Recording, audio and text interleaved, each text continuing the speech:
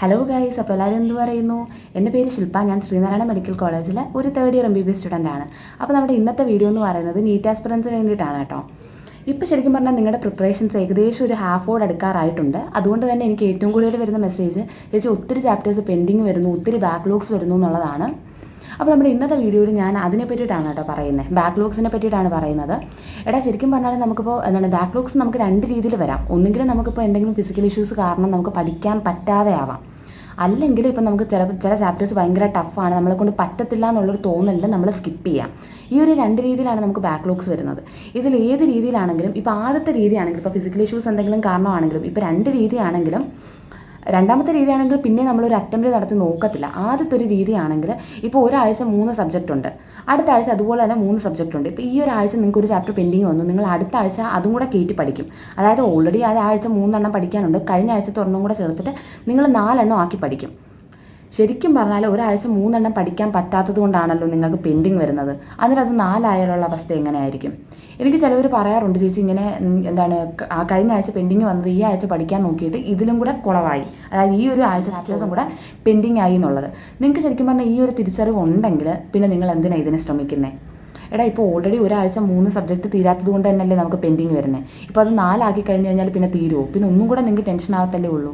ഇനിയിപ്പോൾ എന്തൊക്കെ പറഞ്ഞാലും നമുക്കൊരു കപ്പാസിറ്റി ഉണ്ട്. ആ കപ്പാസിറ്റിയുടെ അപ്പുറത്തോട്ട് നമ്മൾ ഇനിയിപ്പോൾ എത്ര എഫേർട്ട് ഇട്ടാലും നമുക്ക് വരാനായിട്ട് ഭയങ്കര ബുദ്ധിമുട്ടാണ്. നമ്മൾ എത്രത്തോളം ശ്രമിക്കുന്നു അത്രത്തോളം നമ്മളെ ടയേർഡ് ആവും, നമ്മളെ ടെൻസ്ഡ് ആവും. അപ്പോൾ ശരിക്കും പറഞ്ഞാൽ നിങ്ങൾ ഇങ്ങനെ ടെൻഷൻ അടിക്കേണ്ട കാര്യമില്ല. ഇനിയിപ്പോൾ 10 ചാപ്റ്റർ അഥവാ പെൻഡിങ് വന്നാൽ പോലും നമുക്കിപ്പോൾ മോഡൽ എക്സാം ആവത്തില്ല. ഇപ്പം നിങ്ങൾക്ക് ജാനുവരി വരെ കാണത്തുള്ളൂ എന്തായാലും ഈ തിയറിയും കാര്യങ്ങളൊക്കെ. അത് കഴിഞ്ഞ് ഫെബ്രുവരി മുതൽ എന്തായാലും ഇപ്പോൾ ഏത് കോച്ചിങ് ഇൻസ്റ്റിറ്റ്യൂട്ട് എടുത്തു കഴിഞ്ഞാൽ അവിടെ മോഡൽ എക്സാംസ് ആയിരിക്കും. ആ ഒരു സമയത്ത് നിങ്ങൾക്ക് ക്ലിയർ ചെയ്യാൻ പറ്റാവുന്നതേ ഉള്ളൂ. ഇപ്പം നിങ്ങളിങ്ങനെ ഓവറായിട്ട് ഓവർ ബേർഡൻ പോലും ഇത് ട്രീറ്റ് ചെയ്ത് കഴിഞ്ഞാൽ നിങ്ങൾക്ക് ഒരിക്കലും ഇതങ്ങോട്ട് ഓവർകം ചെയ്ത് വരാനായിട്ട് പറ്റത്തില്ല. നമുക്ക് വീണ്ടും വെയിറ്റ് ലോഡ് ഇങ്ങനെ കൂടി വരും. നിങ്ങൾ ശരിക്കും പറഞ്ഞാൽ ഇപ്പോൾ ചെയ്യേണ്ടതെന്ന് വെച്ച് കഴിഞ്ഞാൽ എവിടെയെങ്കിലും അതൊന്ന് നോട്ട് ചെയ്ത് വെച്ചിട്ട് നിങ്ങൾ മോഡൽ എക്സാമിൻ്റെ സമയമാകുമ്പോഴത്തേക്ക് പഠിക്കുക. ഇപ്പോൾ ഞാൻ പറയട്ടെ, ഇപ്പോൾ ഇലക്ട്രോ കെമിസ്ട്രിയാണ് നിങ്ങൾക്ക് എക്സാം വരുന്നത്, പക്ഷേ റിഡോക്സ് ഓൾറെഡി നിങ്ങൾക്ക് പെൻഡിങ് വന്ന ചാപ്റ്ററാണ്. ഇപ്പോൾ ഇലക്ട്രോ കെമിസ്ട്രിയും റിഡോക്സ് എന്ന് പറഞ്ഞു കഴിഞ്ഞാൽ അത്യാവശ്യം ലിങ്ക്ഡ് ആയിട്ടുള്ള ചാപ്റ്റേഴ്സാണ്. അപ്പോൾ അങ്ങനത്തെ സാഹചര്യങ്ങളിൽ മാത്രം നിങ്ങൾ സമയം കണ്ടെത്തി റിഡോക്സും കൂടെ പഠിക്കാൻ നോക്കിയാൽ മതി.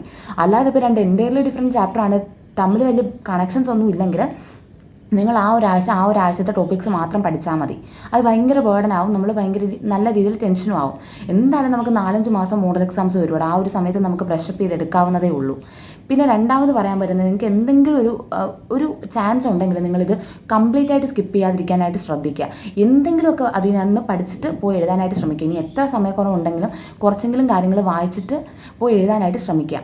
മനസ്സിലായി? എങ്ങനെയെങ്കിലും കുറച്ചെങ്കിലും, അതായത് നമുക്ക് ഒട്ടും ഒരു ഐഡിയ വരാത്ത രീതിയിലാവരുത്, ഒട്ടും ഒരു ഐഡിയ ഇല്ലാത്തൊരു രീതിയിലേക്ക് നിങ്ങൾ കൊണ്ടെത്തിക്കരുത്. നമുക്ക് എന്തെങ്കിലുമൊക്കെ അറിയാമെന്നുള്ളൊരു രീതിയിൽ എങ്കിലും അത് കൊണ്ടെത്തിക്കാനായിട്ട് ശ്രമിക്കുക. ഇനി ഞാൻ രണ്ട് രീതിയിൽ ബാക്ക്ലോഗ്സ് വരുമെന്ന് പറഞ്ഞല്ലോ. രണ്ടാമത്തെ രീതി എന്ന് വെച്ച് കഴിഞ്ഞാൽ നിങ്ങൾക്ക് ആ ഒരു ചാപ്റ്ററിനോട് അപ്രോച്ച് ചെയ്യാൻ പേടി. ഇപ്പോൾ ഇലക്ട്രോസ്റ്റാറ്റിക്സ് എന്ന് പറയുമ്പോഴത്തേക്ക് ഭൂരിഭാഗം ആളുകൾക്കും പേടിയുള്ളൊരു ചാപ്റ്ററാണ്, അത്യാവശ്യം നല്ല ടഫായിട്ടുള്ളൊരു ചാപ്റ്ററാണ് ഇലക്ട്രോസ്റ്റാറ്റിക്സ്, റേയോപ്റ്റിക്സ് എന്നൊക്കെ പറയുമ്പോൾ. അപ്പോൾ ആ ഒരു പേടി കാരണമാണ് നിങ്ങൾ അപ്രോച്ച് ചെയ്യാതിരിക്കുന്നതെന്നുണ്ടെങ്കിൽ നിങ്ങൾ ചെയ്യുന്നതെന്ന് വെച്ച് കഴിഞ്ഞാൽ ഓൾറെഡി ആ ഒരു ചാപ്റ്ററിൽ നിന്ന് നിങ്ങൾക്ക് ഇപ്പോൾ യൂട്യൂബിലൊക്കെ വീഡിയോസ് അവൈലബിൾ ആയിരിക്കും. അതായത് ആ ഒരു ചാപ്റ്ററിലെ 10 ക്വസ്റ്റ്യൻ സോൾവ് ചെയ്യുന്ന വീഡിയോസൊക്കെ അവൈലബിൾ ആയിരിക്കും. അപ്പോൾ അതെങ്കിലും ഒന്ന് കണ്ടുപഠിക്കുക. അത്രയും ക്വസ്റ്റ്യൻ എങ്കിലും നമ്മൾ പഠിക്കുമല്ലോ. ഇപ്പോൾ ഇങ്ങനെ ഒരു രീതിയിൽ ശരിക്കും പറഞ്ഞാൽ നിങ്ങൾക്ക് യൂസ്ഫുൾ ആവുന്നൊരു കാര്യമാണ് ഞാൻ ഇപ്പോൾ പറയാൻ പോകുന്നത്. ഇപ്പോൾ നമ്മുടെ പ്ലേ സ്റ്റോറിൽ ടെല്ല എന്ന് പറയുന്നൊരു ആപ്പുണ്ട്. ആ ആപ്പിനകത്തുള്ളതെന്ന് വെച്ച് കഴിഞ്ഞാൽ നിങ്ങൾക്ക് പവർ ബാങ്ക് എന്ന് പറയുന്നൊരു സീരീസ് ഉണ്ട്. അതിനകത്തിൽ നിങ്ങൾക്ക് വരുന്നതെന്ന് വെച്ച് കഴിഞ്ഞാൽ കറക്റ്റ് 750 ക്വസ്റ്റ്യൻ. ഇപ്പോൾ എല്ലാ ചാപ്റ്ററിലെയും അത് ശരിക്കും പറഞ്ഞാൽ ഈ ബാക്ക്ലോഗ്സ് വരുന്നവർക്ക് യൂസ്ഫുൾ ആവുന്നൊരു കാര്യമാണ്. ഒരു ചാപ്റ്ററിൽ 750 ക്വസ്റ്റ്യൻസ് അവർ നിങ്ങൾക്ക് ക്വസ്റ്റ്യൻ ഡിസ്കഷനോട് കൂടി നിങ്ങളെ ചെയ്ത് പഠിപ്പിക്കും. മനസ്സിലായോ? അപ്പോഴത്തേക്കെന്ന് വെച്ച് കഴിഞ്ഞാൽ നിങ്ങൾക്ക് ഇപ്പോൾ എത്ര അറിയാത്ത ചാപ്റ്റർ ആണെങ്കിലും ആ ഒരു 750 ക്വസ്റ്റ്യൻ നിങ്ങളുടെ കയ്യിൽ സേഫ് ആയിരിക്കും. കാരണം നിങ്ങൾ ലൈവായിട്ട് അതെങ്ങനെയാണ് ചെയ്യുന്നതെന്ന് കണ്ട് പഠിക്കുകയാണ്. നമുക്കിപ്പോൾ എത്ര നമ്മൾ ശ്രമിച്ചിട്ടും നമുക്ക് ആ ഒരു കൺസെപ്റ്റ് ഒന്നും ക്ലിയർ ആവുന്നില്ലെങ്കിൽ നിങ്ങൾ ഇതൊന്ന് ട്രൈ ചെയ്ത് നോക്കാവുന്നതാണ്. 750 ക്വസ്റ്റ്യനും അതിൻ്റെ ഡിസ്കഷനും കൂടെയാണ് കിട്ടുന്നത്. അതായത് ആ ഓരോ ക്വസ്റ്റ്യൻ എങ്ങനെ സോൾവ് ചെയ്യണം, അതിൻ്റെ പർട്ടിക്കുലർ തിയറിയും അവരവിടെ നമ്മളെ ഡിസ്കസ് ചെയ്ത് പഠിപ്പിക്കും. ഇപ്പോൾ നമുക്ക് തീരെ അപ്രോച്ച് ചെയ്യാൻ പറ്റാത്തൊരു ചാപ്റ്റർ ആണെങ്കിൽ നമുക്കിത് ഭയങ്കര യൂസ്ഫുൾ ആയിരിക്കും. കാരണം എന്ന് വെച്ച് കഴിഞ്ഞാൽ നമുക്ക് ഏത് രീതിയിൽ അതങ്ങോട്ട് പഠിച്ചെടുക്കാൻ പറ്റുന്നില്ല. അപ്പോൾ നീറ്റെന്ന് വെച്ച് കഴിഞ്ഞാൽ നമ്മൾ എത്രത്തോളം ക്വസ്റ്റ്യൻസ് ചെയ്യുന്നതിലാണ് കാര്യം. അപ്പോൾ ഇതെന്ന് വെച്ച് കഴിഞ്ഞാൽ നിങ്ങൾ 750 ക്വസ്റ്റ്യൻ ആ ഒരു ചാപ്റ്ററിൽ നിന്ന് പഠിക്കുകയാണ്. നിങ്ങൾക്ക് ഒട്ടും പറ്റത്തില്ല എന്ന് നിങ്ങൾ വിചാരിച്ച ഒരു ചാപ്റ്ററിൽ 750 ക്വസ്റ്റ്യൻ നിങ്ങൾ പഠിക്കുകയാണ്. അത് തന്നെ വലിയൊരു കാര്യമാണ്. അപ്പോൾ ഇതിൻ്റെ റേറ്റ് വരുന്നതെന്ന് പറയുന്നത് 999 ആണ് കേട്ടോ. ശരിക്കും ബാക്ക്ലോഗ്സ് വരുന്നതും പഠിക്കാൻ നല്ല ബുദ്ധിമുട്ടുള്ളതുമായിട്ടുള്ള ചാപ്റ്റേഴ്സ് ഡീൽ ചെയ്യാൻ വേണ്ടിയിട്ട് നമുക്ക് ഏറ്റവും യൂസ്ഫുൾ ആവുന്നുള്ളൊരു കാര്യമാണ്. അവർക്ക് തന്നെ ഓർഗാനിക് കെമിസ്ട്രിയുടെ ഒരു സീരീസും ഉണ്ട്. അതിൻ്റെ റേറ്റും 999 തന്നെയാണ്. അവിടെ ഓർഗാനിക് കെമിസ്ട്രിയുടെ എല്ലാ ചാപ്റ്റേഴ്സിൻ്റെ ഓർഗാനിക് കെമിസ്ട്രി ഫുൾ ചാപ്റ്റേഴ്സിൻ്റെയും ഡീറ്റെയിൽഡ് ക്ലാസ്സും കാര്യങ്ങളൊക്കെ നിങ്ങൾക്ക് കിട്ടുന്നതായിരിക്കും. മാത്രമല്ല ഈ കോഴ്സ് എടുക്കുന്ന എല്ലാവരും കൂടെ ചേർത്തിട്ട് അവരൊരു വാട്സപ്പ് ഗ്രൂപ്പും സ്റ്റാർട്ട് ചെയ്യും.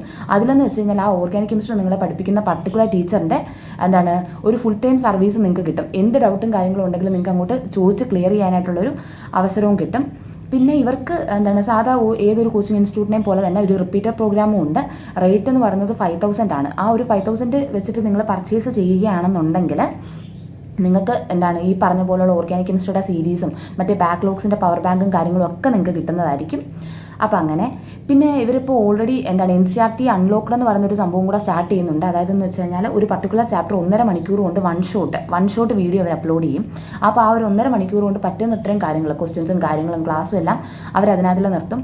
അപ്പോൾ ശരിക്കും പറഞ്ഞാൽ ഇതിനകത്തിൽ എനിക്ക് ഇപ്പോൾ ഈ ബാക്ക്ലോഗ്സ് എന്ന് പറയുന്ന ആ ഒരു ടോപ്പിക്കിനടിയിൽ എനിക്ക് ഏറ്റവും കൂടുതൽ യൂസ്ഫുൾ ആയിട്ട് തോന്നിയ ഒരു കാര്യമാണ്. അപ്പോൾ അതുകൊണ്ടാണ് ഞാൻ പറഞ്ഞത്. അപ്പോൾ പറ്റുന്നവരൊക്കെ ഒന്ന് ട്രൈ ചെയ്ത് നോക്കുക.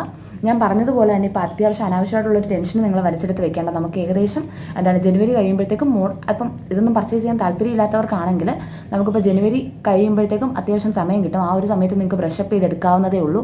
നമ്മൾ ഈ അനാവശ്യമായിട്ടുള്ള ടെൻഷൻ വലിച്ചു വെച്ചുകൊണ്ട് നമുക്ക് വേറെ ഒരു പ്രയോജനങ്ങളും ഇല്ല. ഇപ്പോൾ പരമാവധി കൂളായിട്ട് ഇനിയുള്ള ചാപ്റ്റേഴ്സ് ആ ഒരു ഇത് വരാതെ കവർ ചെയ്ത് പോകാനായിട്ടേ നമുക്ക് പറ്റത്തുള്ളൂ. അപ്പോൾ നമ്മുടെ ഇന്നത്തെ വീഡിയോ അത്രേ ഉള്ളൂ. ടാറ്റാ.